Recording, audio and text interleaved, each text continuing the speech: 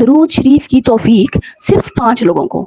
درود شریف پڑھنا صرف ایک نیکی نہیں بلکہ یہ ایک عظیم عمل ہے، لیکن یاد رکھیں یہ سعادت ہر کسی کو نصیب نہیں ہوتی، بلکہ اللہ یہ توفیق صرف چند خوش نصیب بندوں کو عطا فرماتا ہے۔ پہلا وہ شخص جس کے دل میں نبی کریم صلی اللہ علیہ وآلہ وسلم سے بے پناہ محبت ہو، کیونکہ جو دل عشق رسول صلی اللہ علیہ وآلہ وسلم سے لبریز ہو وہ خود بخود درود پڑھنے کو مائل ہوتا ہے۔ دوسرا وہ انسان جس کا دل گناہوں کی سیاہی سے پاک ہو، درود پڑھنے کے لیے ایک صاف اور روشن دل کی ضرورت ہے۔ تیسرا وہ خوش نصیب جو ہر کام میں اللہ سے مدد مانگتا ہے، کیونکہ درود شریف دعا کی قبولیت کا بہترین وسیلہ ہے۔